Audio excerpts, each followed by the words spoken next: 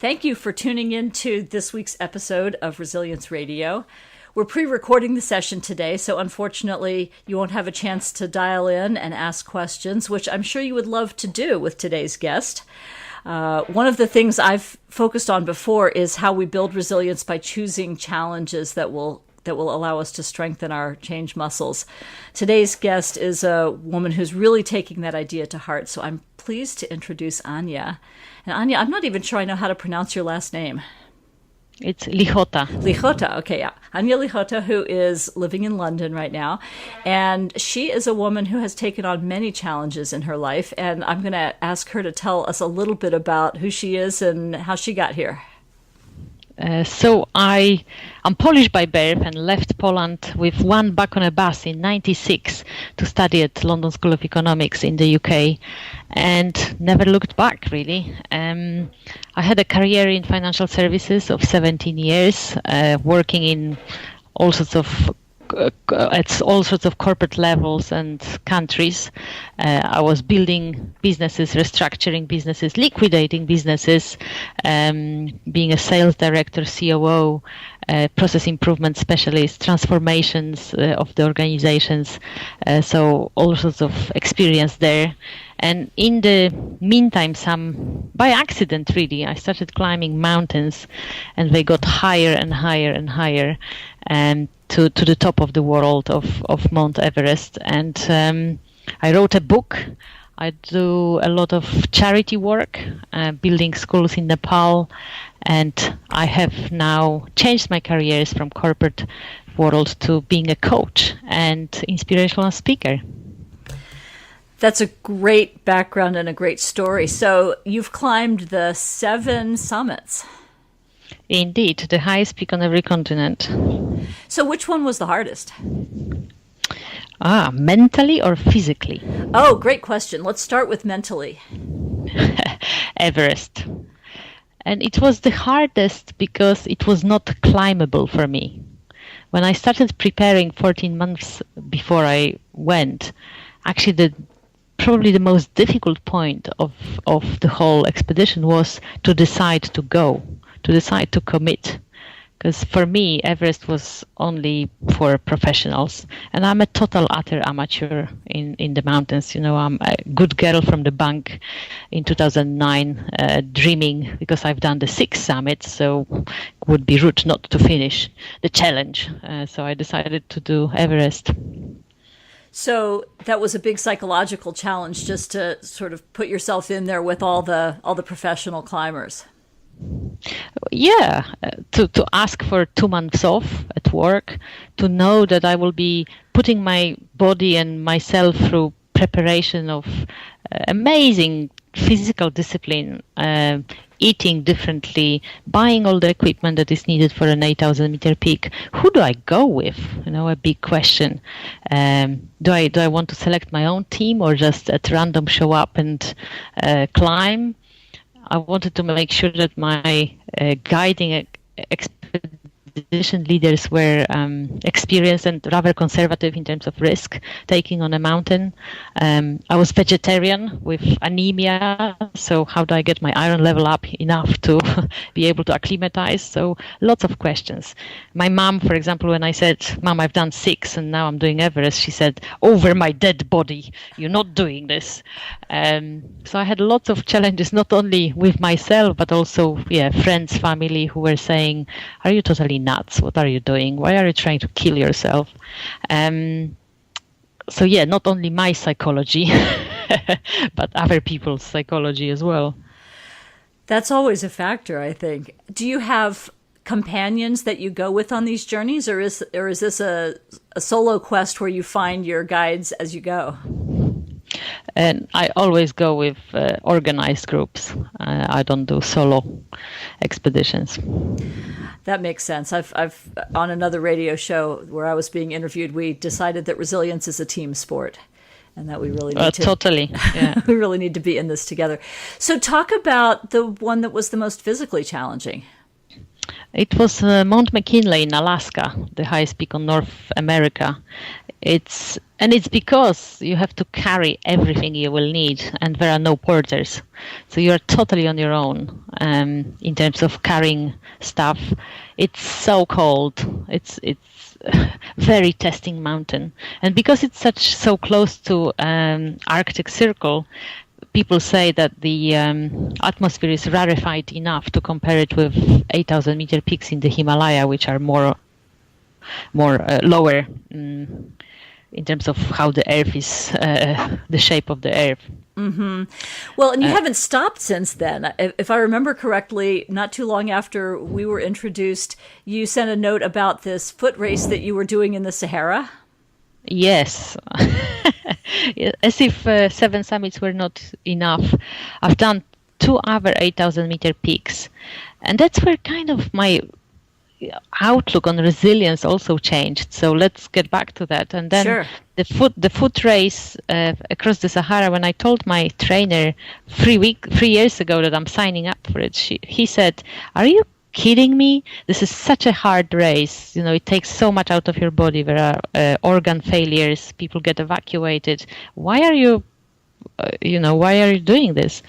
And I looked back at him and said, "Considering everything I've done in life to date, for me, it's a long walk in warm weather."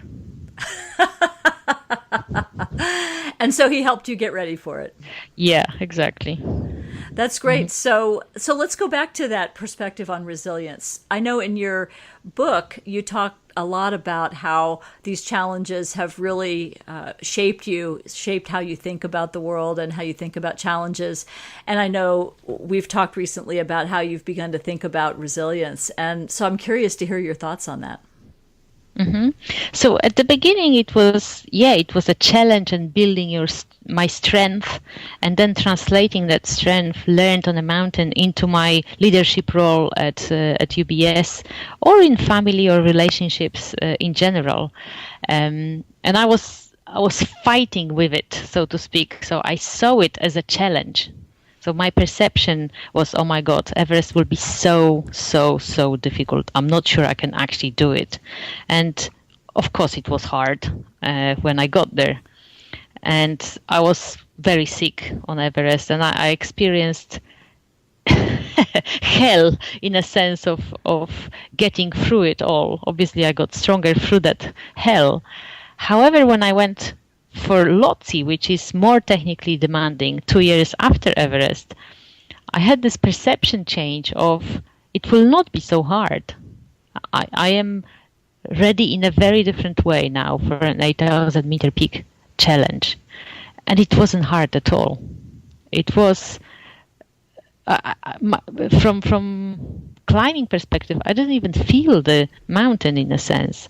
I walked and marathon distance straight over the summit to catch a plane and visit one of my schools in Nepal, which after Everest I couldn't have done. We took a helicopter from the base camp after Everest because I was so knackered fighting. So the resilience for me became not even an attitude or a mental state. It became the reframing of what's coming at me in terms of climbing or life in general. And that reframing, things happen because they happen or because you choose to go for them, and don't even call them a challenge anymore. That's what the choice is. So you choose not to look at it as a struggle or an obstacle or a challenge, but just a set of steps that are in front of you? Exactly right. Yeah. It's almost, I had a very bizarre experience on Cotopaxi in Ecuador. And I don't know if it was because it's on equator and the earth is perfectly round in a sense there. But I had this effortless climb where I had an impression that I only pull my feet off the ground and the earth turns itself towards my feet. And I wasn't tired at all. And in similar way, I felt on Lhotse. and then Manaslu. And actually, when I did the Marathon des Sables, which is 6 marathons in 5 days across the Sahara, and you carry everything, I just walked every day. I mean, I got up, put my stuff on, and off I went. It wasn't a struggle at all. So you don't think too far ahead about what's coming next. You make sure you're prepared and then just put one foot in front of the other, is what I'm hearing. Yeah, sure. So, yeah, any challenge can be divided into very small steps. And big things are achieved by walking slowly or biting enough so you can chew and digest. So I don't see tasks as challenges or something enormous, because that actually creates this whole stress or a blockage that paralyzes people into inaction. I see, okay, so maybe I will think of that, but what's the first step I need to take towards that goal? So I'm assuming you introduced that idea into your coaching, is that right? Yes. So how do you help people see that? If someone's listening to you and they say, wow, that sounds great, I'd really like to be able to do that. How do I let go of the struggle? How do I learn to reframe things like that? What are some of the things that you would tell them? So we would visualize the goal, because that's important. And it's not only visualization of what you want to achieve. I want to be a CEO of large company, for example. Okay. And how long? The person says 12 years. Okay, great. Describe me the office you sit in. Describe the dinners you eat. Describe where you live. What type of people do you meet with? What conversations are you having in the 12 years horizon? And then, how does it smell? How does it, what are the colors do you see? And then we turn around and walk the journey from now to the goal, step by step, what needs to happen. And we exercise the emotional state of how it is to feel as a CEO of a large company, and we go back to current state of affairs and emotional state and see what's missing, and then build step by step journey towards that goal. And do you find that technique is easy for people to get their minds around, or how does that work? It keeps people connected to the end goal. And, there is no straight way, obviously, to achieving things like this. And it puts them at ease that they don't have to, in a sense, jump through this massive divide that is the gap between now and the future, but consistently walking small steps.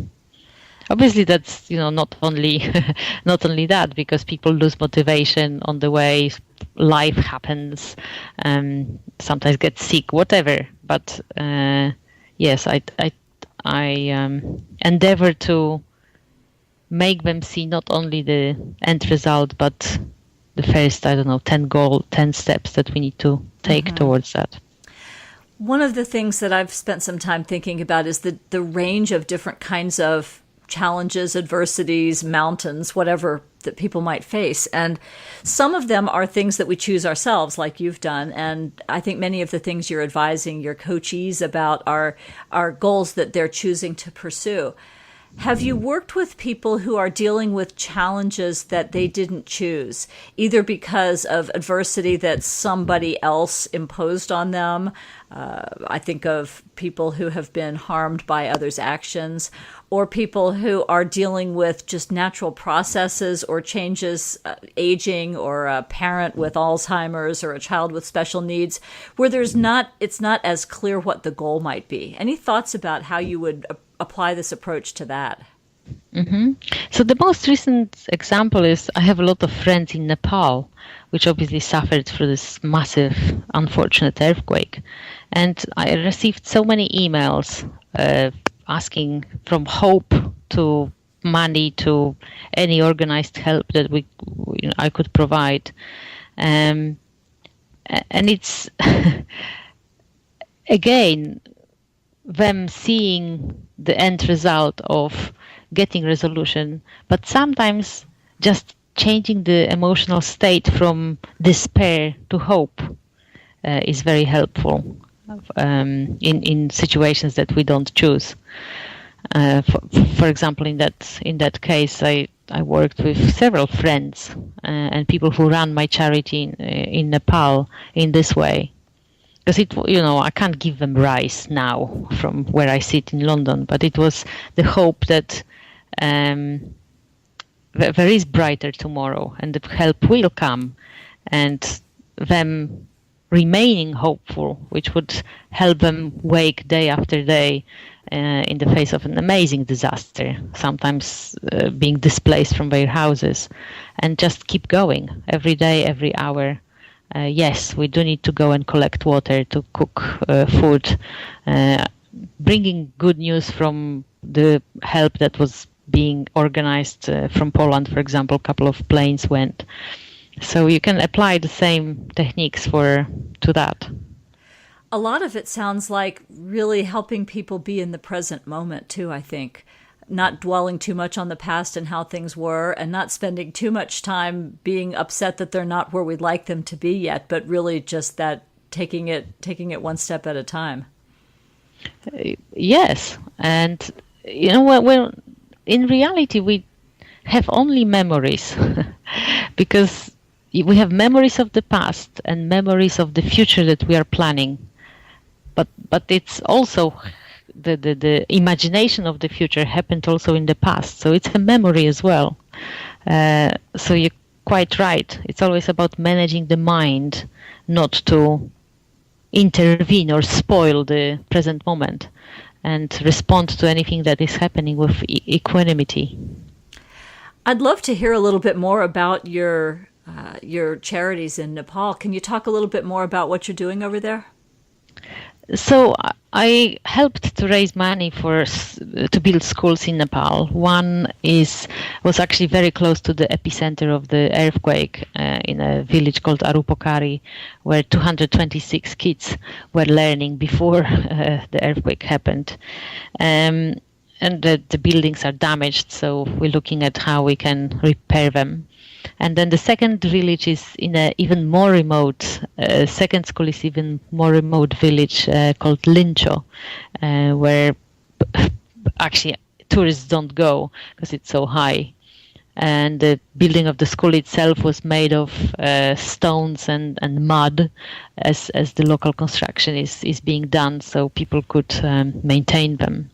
And that building is stable and actually serves now as a storage for food because the monsoon season is coming to Nepal, and that's the biggest concern now, to keep the food dry.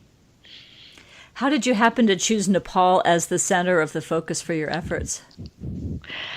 So I was focusing on Africa actually for my first 6 summits, and then when I was climbing Everest, I thought that I could do like a almost monument for the children of Sherpa that were guiding my inspirations really to people from Poland who died in the Himalaya, and the first school is in their name. And I met Subhash, who is running the school with his dad in the first village at a summit for global transformation in Amsterdam in 2009. And we decided to join forces and build that school. So that's how it all started. But it's very easy to fall in love with people of Nepal. It takes only one visit. Because they are pure. They understand life on a totally different level. And the valley where I work doesn't even have roads, doesn't have shops. There is no concept of money. They totally connected to nature. And I learned a lot from that. I can imagine. I have a friend who has done a lot of climbing and is training for a trip to Everest Base Camp and has been to Nepal before and has said similar things about just how lovely the people are and how just how much they fell in love with that place and the people there. And I bet you that, in their language, resilience as a concept doesn't even exist. That's interesting. Yeah, and now I'm presuming that, right? I don't know Nepali. But they live in such harmony with nature that there is no surprise. Well, it's interesting because it does bring up the notion that resilience implies something that we are overcoming, rather than just being with whatever's happening, I think. And it sounds like, you're talking about just a huge level of letting go or not engaging with the struggle in the first place, or maybe not even recognizing that it's a struggle or that it's supposed to be a struggle. It is what it is. When I was staying with the villagers for a couple of nights, I went with the women to the field and kind of lived for 2 days their life. And I tried to lift the loads they were carrying back from the fields to the houses. I couldn't carry them. So for me, it was like, oh my God, this is so heavy. What a struggle. But they were just picking them up and carrying them, as they have done for years, and their mom has done, and grandma, with a massive smile, the smile of fulfillment of every moment. Plus, they had a kid on, another hip. So yeah, there was no notion of this is hard. It just is what it is. Exactly. And be with it, be with it to the end. That's really interesting. So you have continued to, I think, accelerate the level of your challenges. You've done the summits and then some more, and then you've done the foot race, the Sahara. What's next? Are you looking for bigger and bigger challenges, or is that no longer a need for you?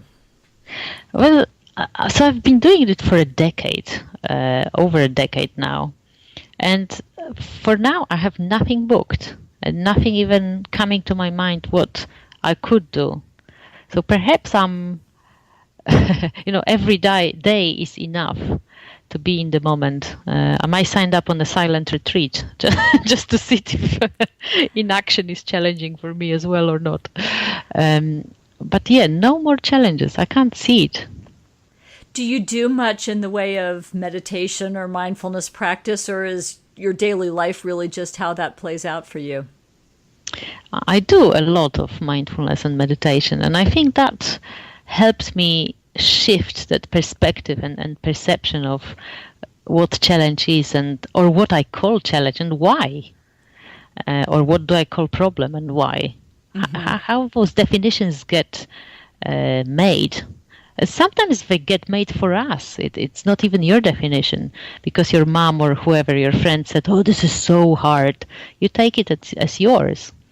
But if you didn't have that conversation, you wouldn't get polluted, quote unquote, by that other person's opinion. So I think mindfulness and meditation helps here a lot. One, because it trains the mind to stay in the present moment.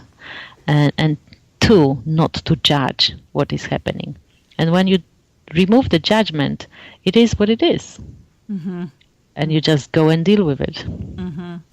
That makes a lot of sense. So are there other personal practices that you engage in that you think are helpful to you in this equanimity of spirit that you display?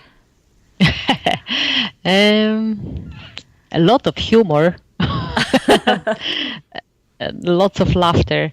I do a lot of, I don't know if it's a technique, but observation of how nature is. So I learned a lot from walking in forests, being in the mountains, connecting with that living and breathing natural world. Most recently, quantum physics and unified physics is explaining some stuff that I was feeling, but now scientists are catching up on experiments. So I love engaging in that. Can you give one simple example of an insight from that? That's a pretty deep area to go into, but I'm just curious as to whether there's something from quantum physics that you might be able to share with us. So, for example, I suffered a terrible sciatica on the back of an accident I had a year ago, over a year ago now, when I was climbing in Scotland. And a lot of pain. And what is pain? And I could see my leg, but my brain didn't know it was there because the nerve was injured. And I understood neurology on the level of, cellular level in a sense, which allowed me an amazing insight to, neurology, but finally it's quantum physics, because obviously intercellular communication happens on an energy basis. It's an impulse. And my physio at the end of the whole adventure said this is the fastest recovery outside of professional sport he has ever seen. Because I was not working really with the muscles, but with my mind and the cellular communication, which is mindfulness, but also neurology and also quantum physics. That's a great example. I've been reading some research lately about how powerful visualization is in strengthening muscles and healing and all that. And it sounds like that's all part of how you think about the world. Yeah. So I have one last question for you. Maybe it's the last question, we'll see. But it's kind of a strange question. And I'm curious to know if in all of your travels, have you ever been at a place where you thought you would die? Oh, yes. And then I gave up the fear of dying. And I can't express how much that liberated me. Because that was on Carsten's Pyramid, I was so scared. I was physiologically paralyzed. I could not move. The guy who was behind me because it was like on a shelf, really close to the summit, but I couldn't see myself jumping through this hole in the summit ridge that we had to jump through. And he started shaking me. He had to shake me physically out of this paralysis. And I realized that kind of death, I redefined death into being in a different energy form. So I don't end when my body goes. And that completely freed me up to try things that I wouldn't have dreamt of trying before.